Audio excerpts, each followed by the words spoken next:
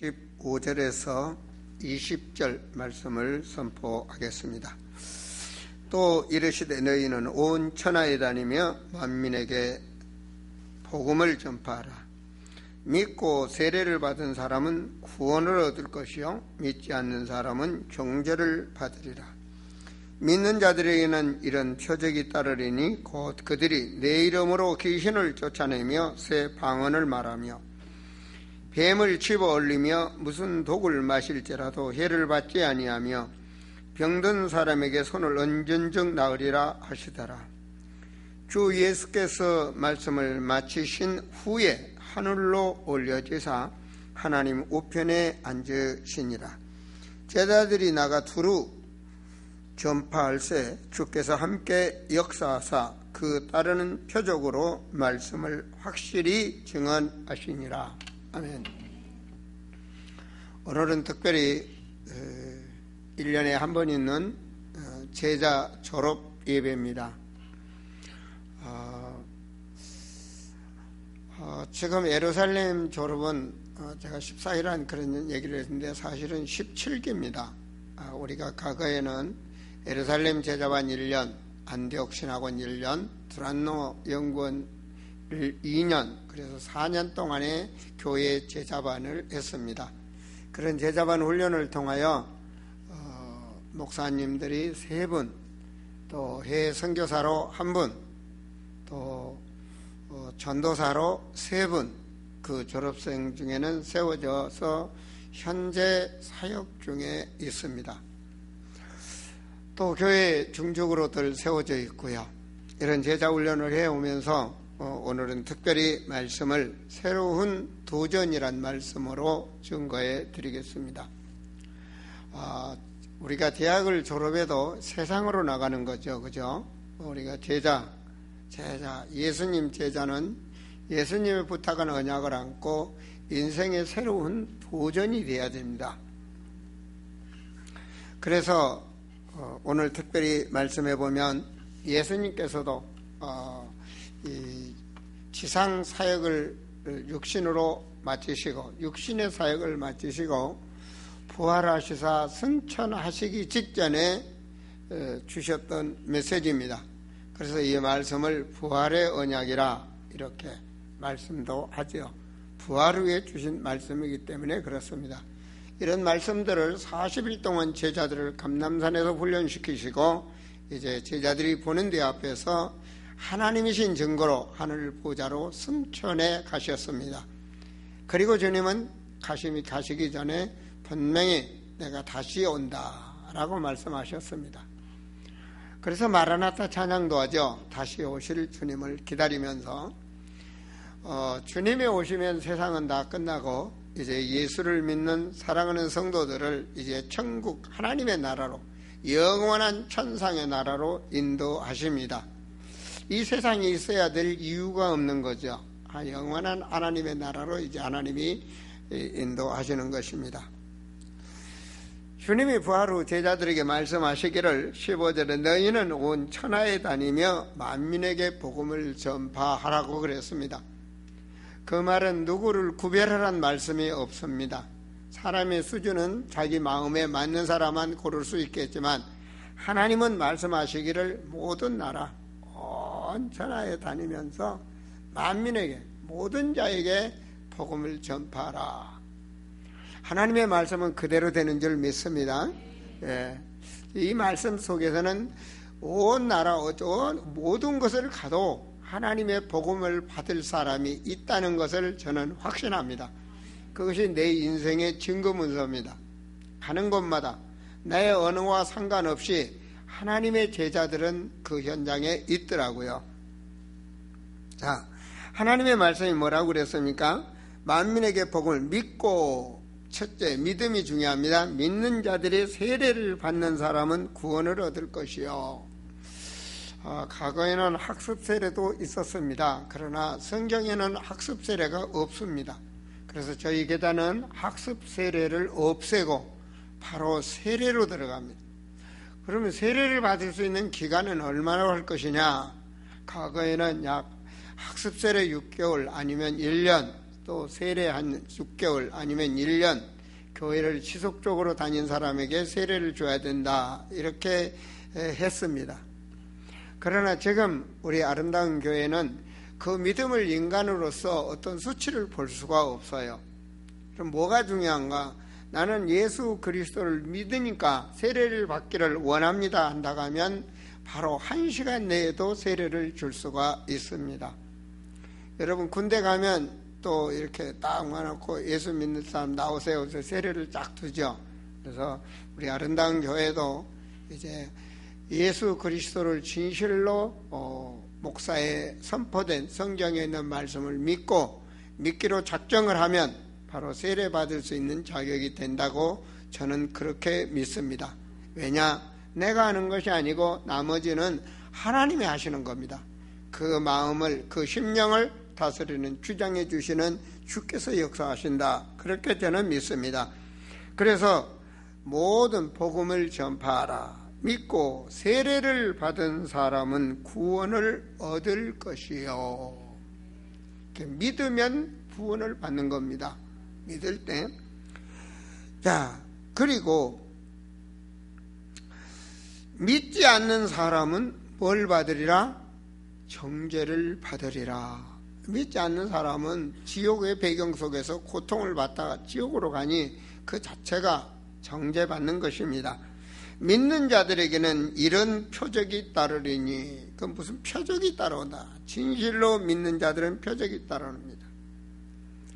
곧 그들이 내 이름으로 귀신을 쫓아내며, 영권이죠, 그죠? 귀신을 쫓아낸다. 내가 자리 잡았던, 내게 자리 잡았던 흑암 문화가 떠나가고, 제사 문화가 떠나가고, 흑암 배경에 있었던 것들이 하나하나 승리하면서 승리하게 됩니다. 믿는 자가 예수 그리스도 이름으로 분명히 악한 영들을 물리칠 수 있는 권세를 주신다라고 말씀을 주셨습니다. 그래서 하나님 자녀에게는 그리스도의 권세를 주신 것입니다. 하나님의 자녀된 권세.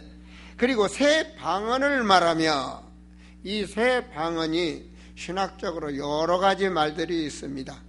저는 결론을 내립니다. 새 방언이 뭐냐? 여러분 저를 따라서 해보세요. 주는 그리스도시요 살아계신 하나님의 아들이십니다. 아멘. 이건 아무나 하는 말이 아닙니다. 예수 그리스도를 믿는 사람이 하는 겁니다. 그리고 믿는 사람이 부활의 언약을 잡고, 너희는 온 천하여 만민에게 복음을 전파하라, 그 언약을 잡고, 바로 방언 중에 방언, 보내는 선교사 나가는 선교사, 한번 따라해주세요. 보내는 선교사 나가는 선교사. 이게 방언 중에 방언입니다. 알아듣지도 못하는 방언보다는 알아들을 수 있는 방언, 바로 그리스도 안에 있는 사람들이 통하는 방언, 그것이 바로 방언 중에 방언입니다.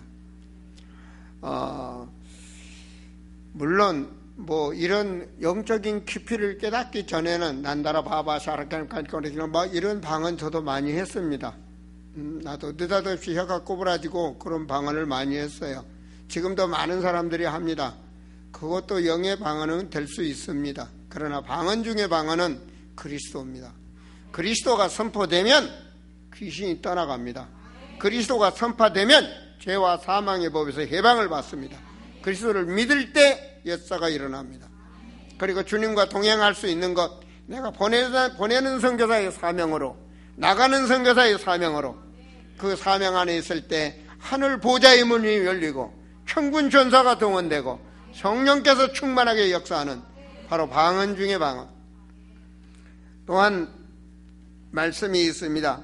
뱀을 집어 올리며, 제가 신앙이 옅을 때는요, 이 방언이 이상한 말만 해야 방언이질 알았고, 뱀을 집어 올린다 그러더라고요. 그래서 무슨 예수만 믿네, 나는 진짜로 뱀을 죽이기도 하는데, 그런 생각을 했습니다. 뱀 아닙니까, 뱀?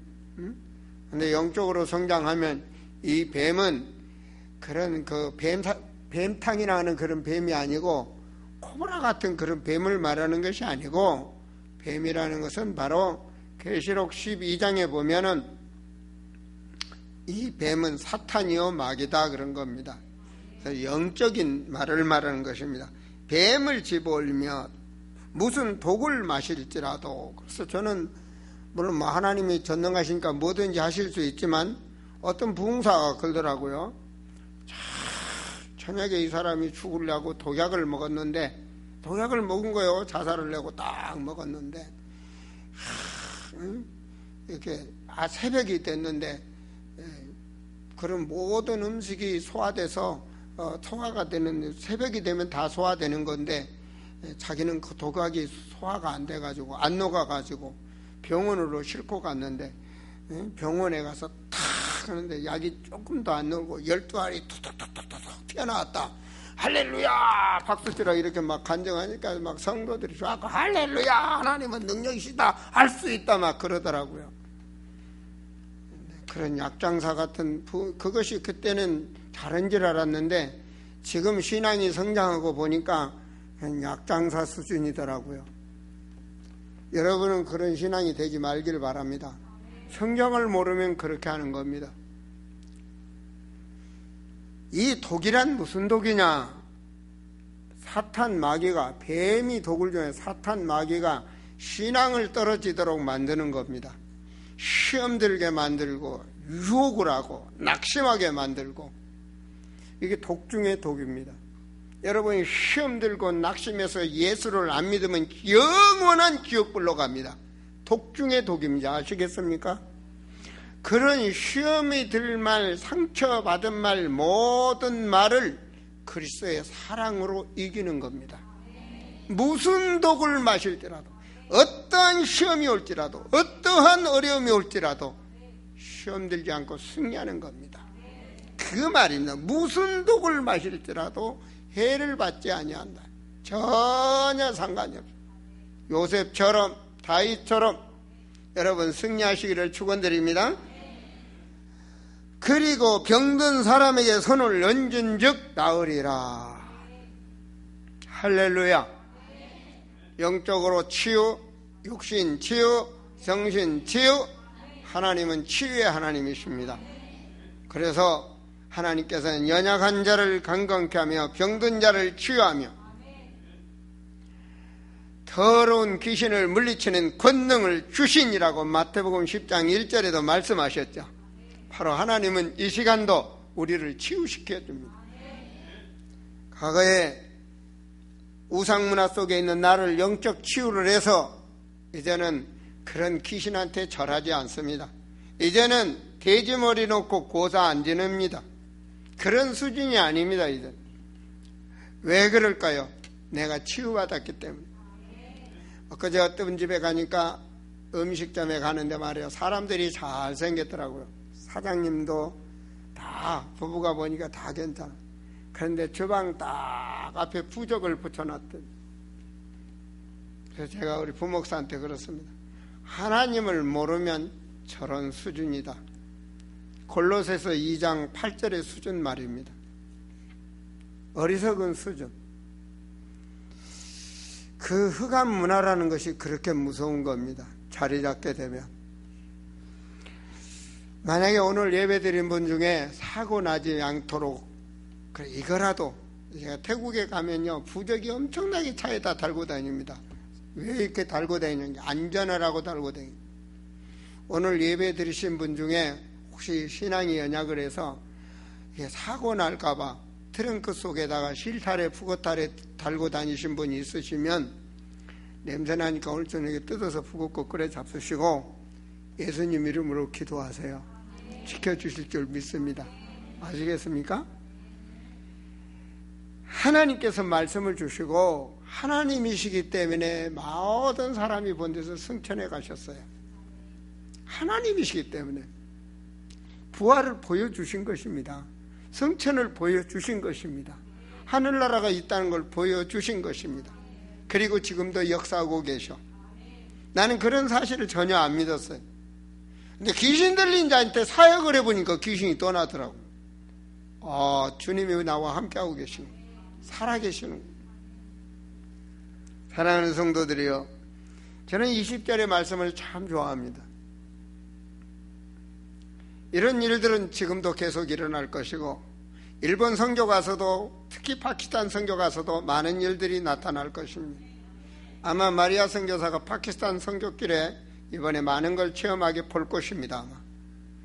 20절 보세요. 제자들이 나가 두루 전파할 때, 제자들이 나가서 두루 말씀을 증거할 때 주께서 분명히 함께 하신다고 그랬어요. 주께서 함께 역사하사 그 따르는 표적을 분명히 증거를 말씀을 확실히 증거하시니라. 저는 이 말씀을 항상 확신을 가지고 살아갑니다. 그렇기 때문에 오늘 메시지입니다. 새롭게 도전하라. 우리가 그동안 말씀을 받았던 우리 제자들이여 특별히 인생을 새롭게 도전하세요. 제자 졸업이 형식이 아니라 여러분 감동에 있도록. 먼저 보는 자가 되셔야 됩니다. 첫 번째 대제죠. 먼저 어디 안에서? 주 안에서 보는 자가 되라. 내가 보는 내 육신에 보는 것이 아니라 주님 안에서 보는 자가 되라. 성령이 내 안에 계심을 믿고 영적으로 보는 자가 되라. 이렇게 될 때 뭐가 되냐? 내가 지금 자신을 볼 수 있는 겁니다. 나 자신을 볼 수 있는 겁니다. 그래서 예수 믿다 보면 엄청나게 회개의 역사도 일어나고 제자로서 이제 새로운 도전 속에 내 자신을 볼 수 있는, 나를 볼 줄 알아. 내가 누구냐? 여러분 누굽니까? 오늘 졸업하는 제자들이 예수 제자. 여러분 자신을 볼 줄 알아요. 내가 누굽니까? 목사. 나 자신을 볼지 못하면 육신의 체질이 똑같아집니다. 내 자신을 알아야 이분과 같이 앉아야 되느냐? 이분과 같이 가야 되느냐? 이런 음식은 먹어야 되느냐? 이런 장소에 내가 가야 되느냐? 모든 것이 분별이 됩니다. 여러분은 거룩한 하나님의 자녀요, 주의 성령이 함께하고 있는 사람입니다. 바로 그걸 아셔야 돼요. 가정에서나 어디서나 자신을 아셔야 돼요. 그래야 내 가정을 살릴 수 있고 내 가정을 볼 수 있는 것입니다. 제가 어느 날 데이빗이라는 미국의 이 그리스도 기자가 쓴 글을 보고 가슴이 찡했습니다. 오늘 특히 가정이라는 걸 보면서 특히 올달은 또 가정의 달이 돌아오죠. 제가 잠깐 말씀드리겠습니다. 시간이 없기 때문에.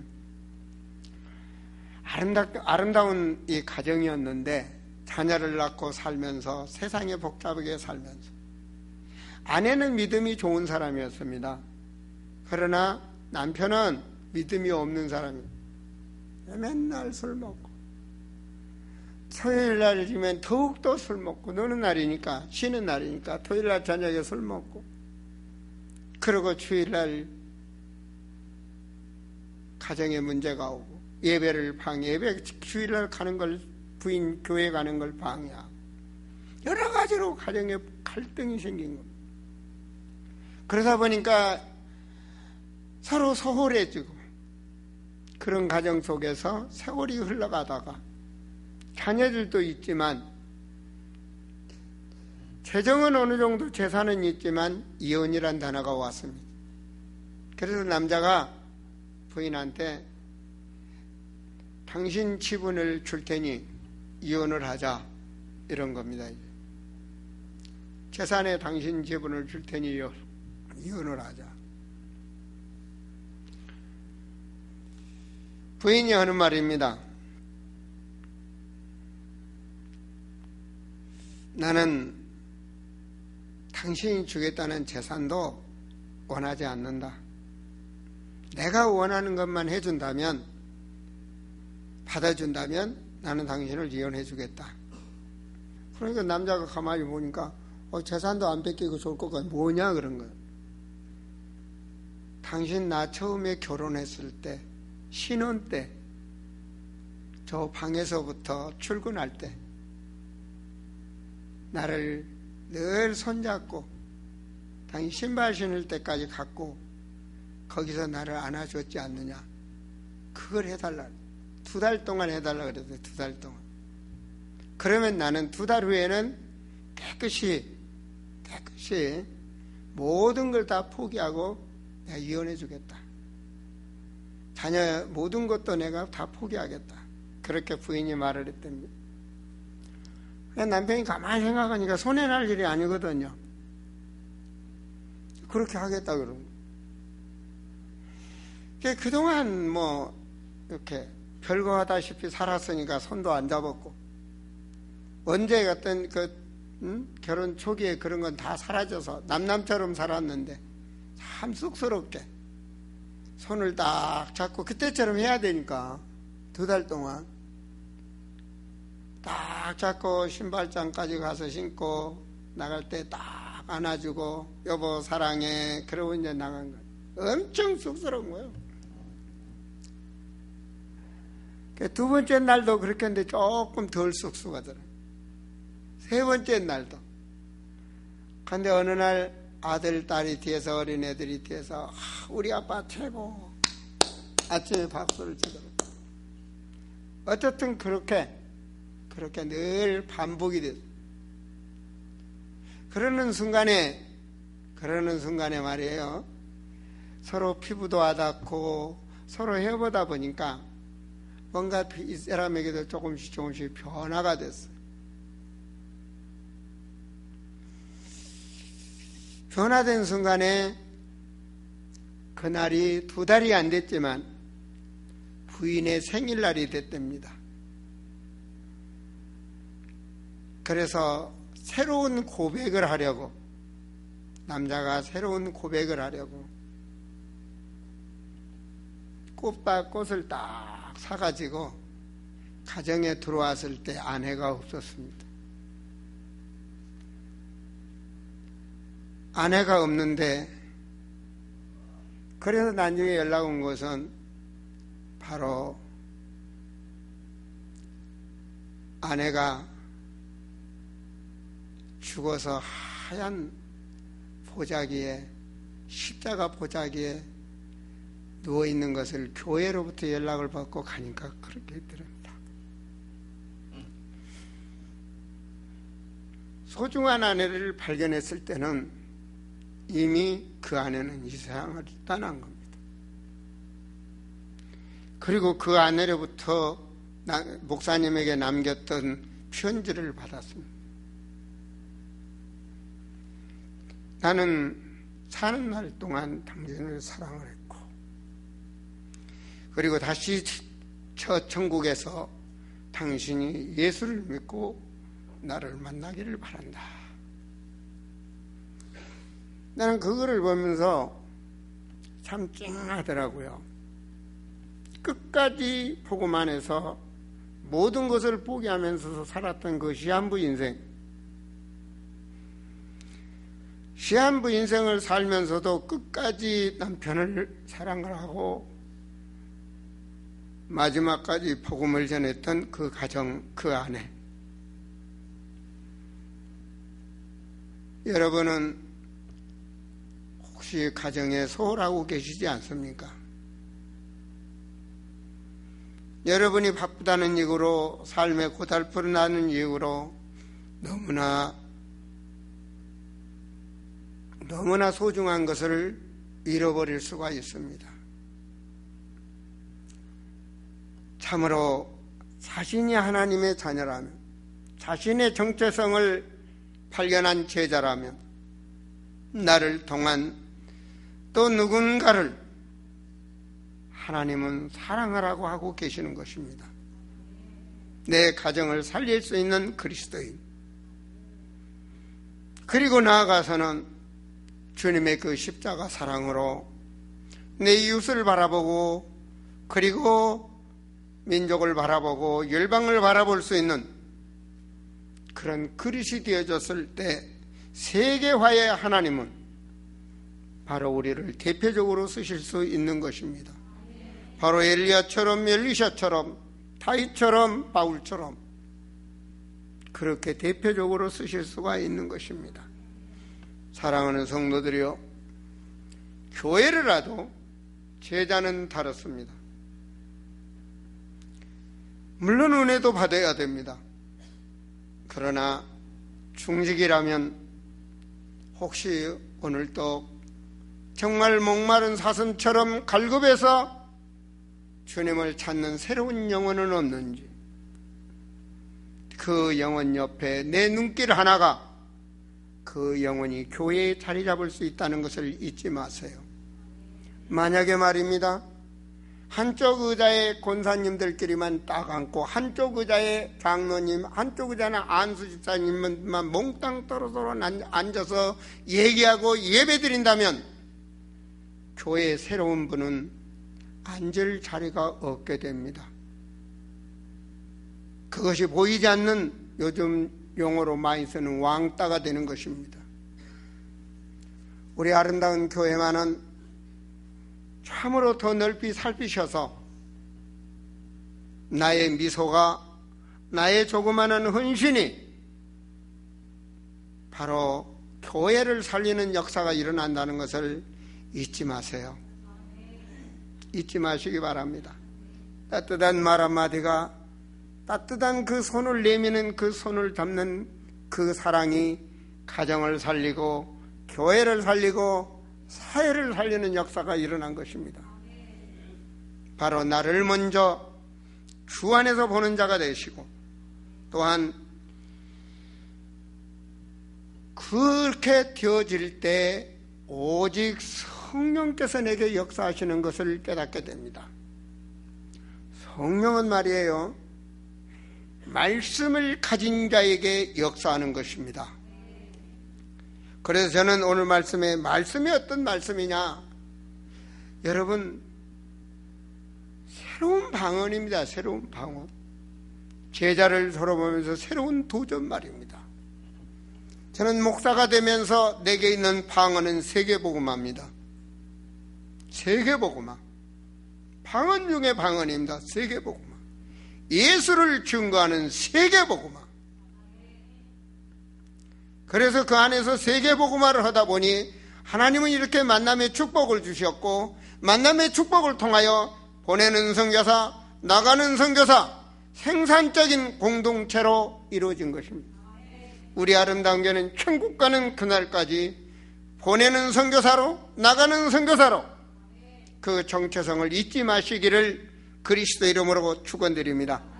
정말로 말씀을 가진 자는 그 말씀, 내가 세계복음화를 해야 되겠다면 성령의 인도를 받도록 기도할 수밖에 없는 것입니다. 모든 족속으로 제자를 삼아라, 천하 만민에게 복음을 전파하라. 다른 것입니다. 그 사명감을 가지고 기도하게 될 때 하나님께서는 놀라운 응답, 그것이 유일성의 응답입니다. 남들은 우습게 볼지 몰라도, 남들은 이상하게 볼지 몰라도 나는 그 일을 위해서 일심정심 지속하는 것입니다. 세계복음화를 하기 위해서는 제자가 있어야 되고, 제자가 있기 위해서는 제자를 양육할 수 있는 조직이 있어야 된다는 것을 깨닫고, 대선교지 현장마다 제자를 일으켰고 제자를 세울 수 있는 시스템을 구축해서 신학원을 세웠고 그 나가서 확산됐다는 것을 보내는 선교사 여러분들은 잘 아실 것입니다. 바로 사랑하는 성도들이요, 하나님의 언약적 관계가 되어졌을 때, 말씀을 가지고 있을 때 그 세계복음화 속에 우리는 그 영원 사랑 속에 나의 것을 버릴 수 있는 것입니다. 그것이 바로 관계성 회복입니다. 내 수준대로 사람을 좋아하는 것이 아니라, 내 기준이 아니라 주님이 바라보는 기준으로 영혼을 사랑할 수 있는 것입니다. 내 이웃을 사랑할 수 있고 내 가족을 사랑할 수 있고, 그 어떤 사람도 그 만남의 관계성이 그리스도 안에서 그리스도의 사랑으로 회복할 수 있는 것입니다. 이렇게 될 때 우리 사랑하는 성도들이요, 그리고 오늘 졸업하는 제자들이요, 새로운 인생의 도전의 역사가 일어납니다. 이 말은 무슨 말인가? 그리스도 안에서 바라보고 그리고 성령께서 내 인생을 인도하시고 역사하심을 작은 것이라도 체험하게 되면 새로운 도전의 역사가 일어납니다. 보인다는 말입니다. 여러분, 등산을 갔을 때요, 조금씩 올라갔을 때 보여지는 시야가 달라서 더더욱 아름다운 세계를 볼 수가 있습니다. 저 산 아래서 보는 것과 산 정상에서 보는 세계는 완전히 다릅니다. 그렇죠. 예수 믿는 사람으로서 새로운 도전하라 오늘 말씀인데, 그렇게 말씀을 잡고 전도도 해보고 현장에 사역을 해보니까 어느 수준에 자꾸 올라오는 거예요. 자꾸 올라오는 거예요. 자꾸 보이는 겁니다.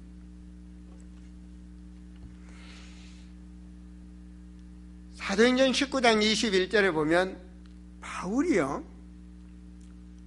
바울이 빌립보 복음전도도 하고 데살로니가 고린도 쭉 몇 년 동안 이렇게 다니면서 선교를 했습니다.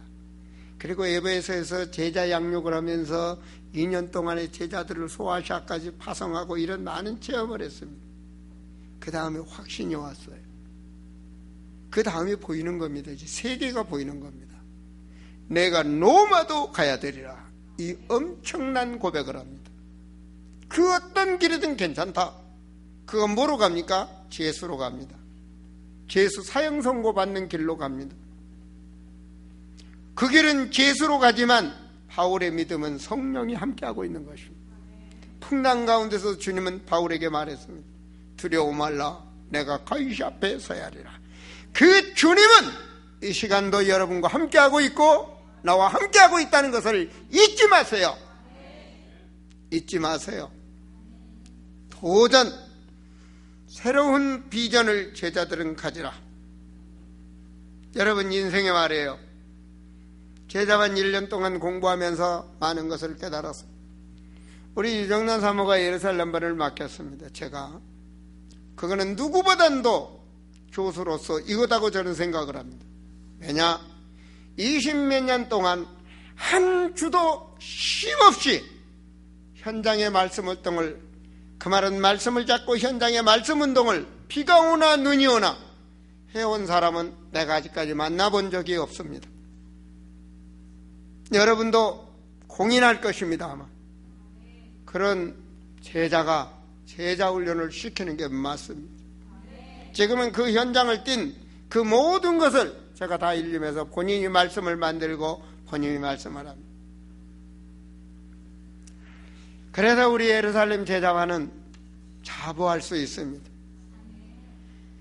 현장에 전도지 한 장도 뿌려보지도 못한 신학교 교수들이 양육한 제자들보단 여러분들이 훨씬 더 훌륭합니다. 제자반을 해오면서 소중하기 때문에 과거 예루살렘반 졸업한 학생이 금년에도 또다시 예루살렘반을 다니고 또 제자 졸업을 합니다. 죽는 그날까지 도전하시고 양육받으시고 가르치는 자로 일어서세요. 이 가르치는 자로. 그렇게 될 때 주님은 오늘 말씀처럼 세상 끝날까지 너와 함께하겠다. 그리고 나가서 말씀을 증거할 때 그 따르는 표적으로 확실히 증거를 주신다. 사랑하는 성도들이여, 참으로 여러분을 통해서 여러분 가정이 살아나기를 바랍니다. 여러분을 통해서 여러분의 자녀들이 살아나기를 원합니다. 여러분을 통해서 어린 미래 우리 후대들이 살아나기를 바랍니다. 나와 여러분을 통해서 미래를 살리는 역사가 있기를, 그런 비전을 가지세요. 비전을 가지세요. 없습니까? 채워주실 것입니다. 빌립보서 4장 19절에 그리스도 안에서 너의 쓸 것을 다 채워주시라. 돈이 없다면 돈을 채워주실 것이고, 건강이 약하다면 건강하게 해주실 것이고, 모든 것을, 기회가 없다면 기회를 주님이 채워주실 것이고, 그리스도 안에서 말입니다.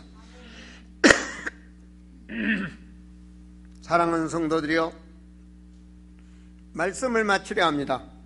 마무리의 말씀을 같이 읽어보십시오. 증거를 주시면 더욱 도전하라. 증거를 여러분들이 오면 각 사람마다 증거가 다를 겁니다. 아마 저 어린 꼬마가 말이에요, 목사님한테 칭얼대서 사탕을 하나 받았다 하면 내일도 모레도 계속 달라고 하면 나는 준비해서 주게 되어 있습니다. 그렇죠? 준비해서 주게 되어 있습니다. 호성이가요, 예배 시간에 다 엄마들 예배 들어간다네 뒤에 가다가 호성이 이리 와, 이렇게 봅니다. 빨리 와 줄게. 그냥 뛰어옵니다. 그냥 뛰어옵니다. 왜? 받아봤으니까. 받아봤으니까. 여러분, 조그마한 응답을 받았으면 더 큰 것으로 도전을 하세요. 하나님은 입을 벌려 축복을 주신다고 그랬어요. 내 입을 크게 벌려 기도하라고 그랬어요. 여러분, 지금 슈퍼를 하고 계시면 이마트 정도 되도록 그림을 그리고 기도해 보세요. 예로 드리는 겁니다. 여러분, 모든 품은 것을 내 수준은 이 정도가 맞습니다. 여기서 안주하지 마시고 여기서 그 다음을 도전해 보세요. 그림을 크게 보려고. 어떤 사람은 여기서면 여기서 머무릅니다. 나는 불쌍한 사람들을 참 많이 봅니다. 목사님들 보면요, 여기서예요. 내 교회, 여기서. 내 교회. 그리고 어느 날 은퇴할 때 억울해 죽어요. 왜? 여기까지 해왔으니까. 놓고 가려니까. 우리 교회는 여기서부터 출발을 해서, 자, 이번엔 일본으로, 사하린으로, 그래서 저 유럽까지 덮을 수 없는 교회입니다. 그만큼 큰 그릇으로 보내는 선교사를 여러분 도전하셔서 하나님의 영광을 드리며 이 땅에 사는 날 동안 주의 복음의 축복을 누리는 제자가 되시기를 축원드립니다. 새로운 도전 기도하시겠습니다. 아버지요, 졸업은 끝이 아니요 인생의 새로운 도전임을 알게 하여 주시고 우리 아름다운 모든 성도들은 새로운 것을 보고 새롭게 바라보고 새롭게 도전할 수 있는 그리스도의 사람들이 되게 하여 주옵소서. 주 예수 그리스도 이름으로 기도하옵나이다. 아멘.